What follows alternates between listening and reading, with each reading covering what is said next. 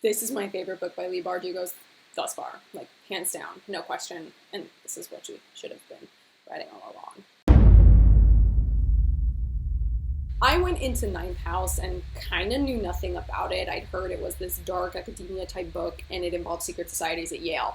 I didn't know that there were ghosts or arcane magic, and I was already like, sign me up for it. So once I discovered that it had this supernatural, paranormal aspect to it, I was basically giddy, especially when I saw how dark this book was and it was going to be. And like, wow, this book is dark. It is so dark.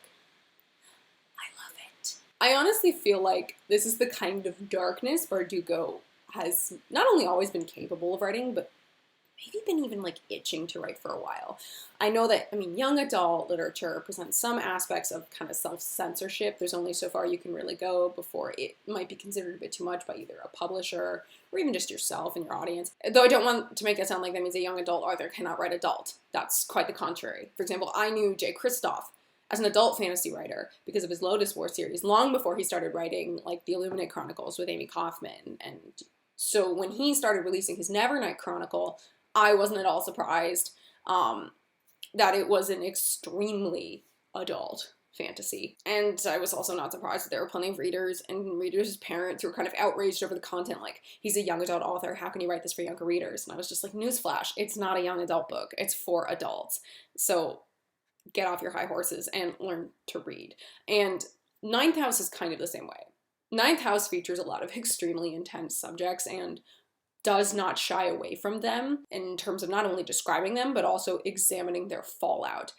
Because this is a book about power. It's about who has it, who wants it, and how far they are willing to go, either with that power or for that power. And, it makes sense. We're at Yale. This is where the rich and therefore powerful go to receive the highest level of education that they can, and so they have everything to lose, but also everything to gain as a result of their attendance, and especially also then their membership within a secret society. And so the members of these societies are really described as, and kind of exist as, they're too pretty, they're too powerful, and they are extremely untrustworthy and dangerous. I guess it's a good thing that our main character, Alex Stern, trusts no one, and she has good reason to trust no one. And so she looks at these like perfect people at the societies and their perfect lives, and she doesn't believe any of it. Like, she looks at it, and I think there's an element of her that wants it because you want power and the safety that power provides, but she doesn't trust it.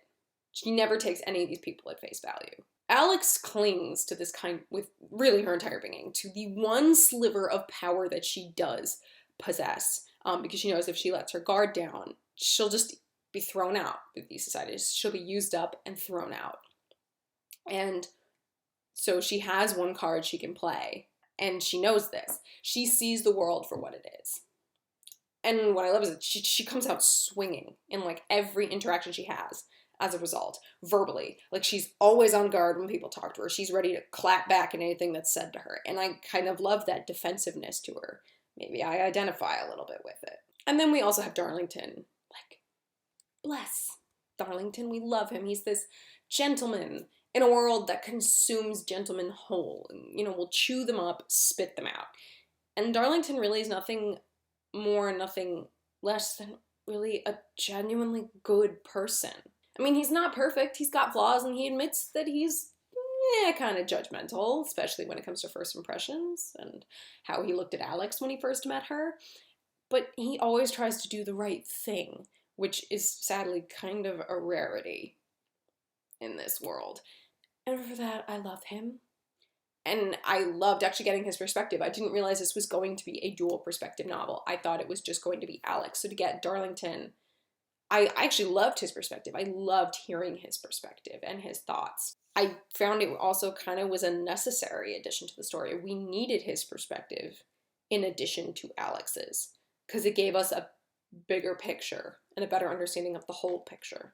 Because the whole picture, this story, I can't believe I'm about to use like an onion metaphor, but this is literally a goddamn onion. Just when you peel back one layer, there's a whole other layer, and you have to keep going and going and going. It's extremely complex. It's richly imagined. It's so well thought out. Kind of boggles my mind. I'm usually good at figuring out the mystery. I can, or at least getting 90% of it. In this one, Bardugo, like, she had so many intertwining threads within this mystery that, like, it wasn't until I got to the end that I actually saw the entire big picture. And, like, the big picture was worth every sentence that I read, and this book really kind of goes from the get-go, and it has a fantastic pacing. But I love that I was sitting there going, I honestly don't know who did it or why. I can't figure out how it all connects. And it's not until the ending that you do figure out how it all connects. And I was like, damn, that's good. And I left this novel going like, I need more. I need more in this world, in this series. I need Bardugo to write more adult.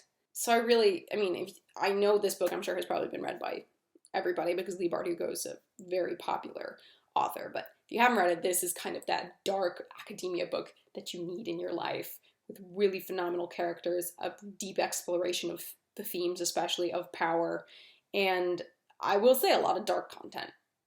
It is pretty fucking dark, but like, bring it on in the sequel. Bardugo, just bring it on. Thanks for watching me ramble today. If you'd like to see more from me, go ahead and click that button with my face on it. It'll take you to my channel where I ramble about a whole lot of different things. Got some thoughts of your own? Go ahead and leave them down in the comments. And make sure that if you want to see more ramblings from me, you click that little subscribe button. That's it for me today, you guys, so until next time, cheers.